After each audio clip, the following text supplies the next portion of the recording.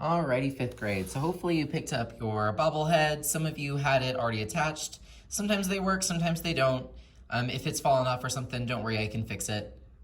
Or if you didn't get a chance to let me hot glue it on, I can do that for you later today. Hopefully you brought your Chromebook. You're also gonna need a paper towel and then your watercolor kit because it has your paintbrush in it.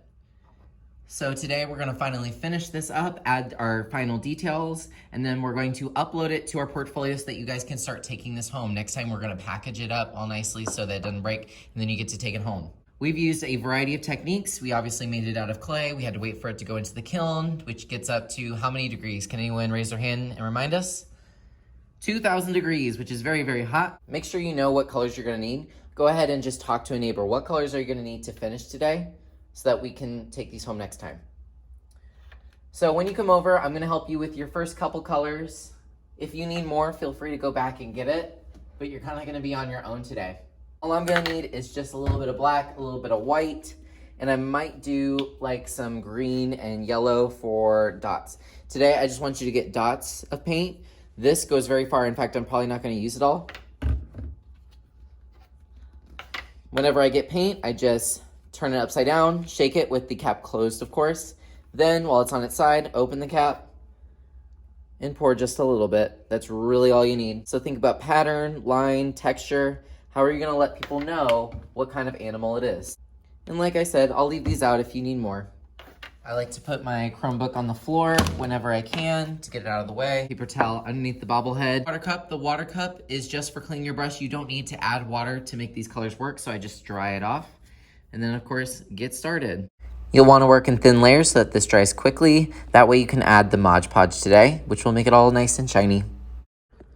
All right, so here's what I have so far. I'm gonna put my paintbrush in the water cup so it's less to clean later. I wish that it didn't look so psycho, but I like how the face turned out for the most part. Other than that, there's really nothing else I wanna do. I kinda wanna leave the front basic so that the Mod Podge will make it shiny. Make sure you clean your palette before you go to Mod Podge. As you guys are cleaning your palette, this will dry, and this needs to be dry so you can put a layer of Mod Podge on top of it. Keep your water cup on your table because you'll need that for the Mod Podge as well, but I'm gonna go ahead and clean this. So when you're ready to clean this, just come on over to the sink, turn on the water just a little bit. If you do too much, you're gonna get sprayed, I promise you. Put the palette under the water, take this big paintbrush and stir it away. This should take literally just a few seconds. Look, I'm basically already done. Once you're done, just give it a little tap, put the paintbrush back, turn off the water, of course, and place it in this dishwashing rack so that it can dry. Over here, you'll see cups of Mod Podge. So this is the Mod Podge that we are using. This is dishwasher safe gloss, so this is gonna make it really shiny. It also protects it, so like if it gets wet, your paint isn't just going to come right off. Just pick one of these up. I know it looks like there's nothing in there, but that's really all you need. As you're working with this, please try not to get it on your hands. If you do, we have wet wipes. We don't wanna get it on our clothes either because it will stain it forever. All right, using Mod Podge really easy. Just make sure your brush is dry. You don't need water for the Mod Podge to work. There's some areas that are still drying on my frog, so I'm going to avoid those first, but I can see that they're drying now since I took a moment to clean my palette.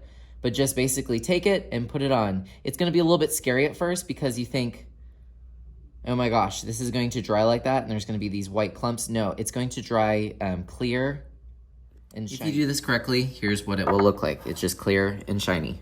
So don't worry. But you're just going to add a layer to your entire body. You don't have to put it on the bottom unless you want to. Just be careful, you don't want it to stick to the table or the paper towel. All right, so here's what it looks like after Mod Podge. Now, like I said, don't be afraid. I know it looks like insane right now, but this will dry and it's gonna be completely shiny and translucent.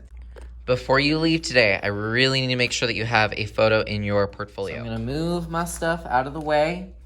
The water cup can go in the sink. Let's go over how to find your portfolio. You can swipe up twice, type in art, and you should find your portfolio that way.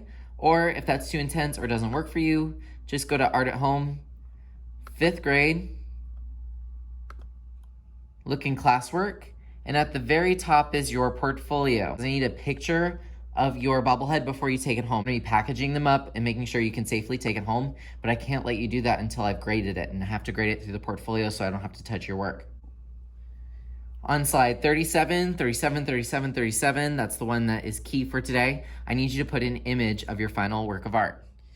If yours is like mine and it's still a little bit chunky with the Mod Podge, there's a way that you can take a picture of this without touching it. Go to Insert, Image, Camera. It's obviously ready to take a photo.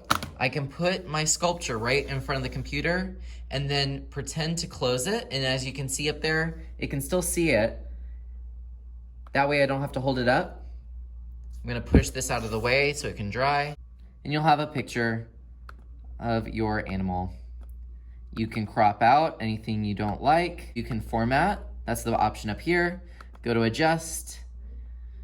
And I'm just gonna make it a tad bit brighter. I would like it to have a background. We were supposed to make like little cardboard backgrounds for this, but we're gonna skip that since we're getting so close to the end of school and I wanna do something a little bit different before we leave.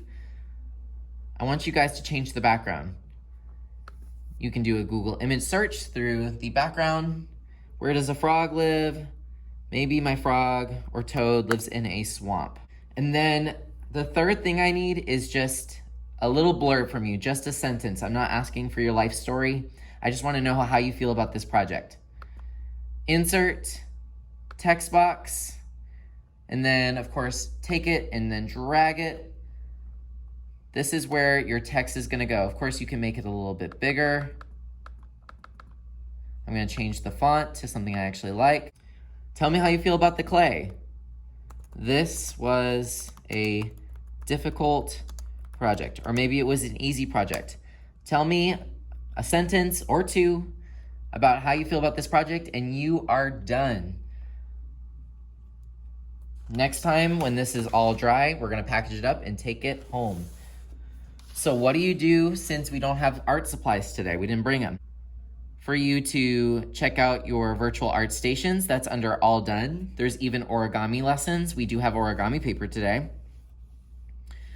You could work on the iPad. Just please make sure that you cleaned your table and clean your hands. I have wet wipes on the board today. Like you just want to use the Chromebook, that's fine too. And then of course, to keep it safe from my kindergartners, just put it in the tray so that I can keep a watchful eye over it.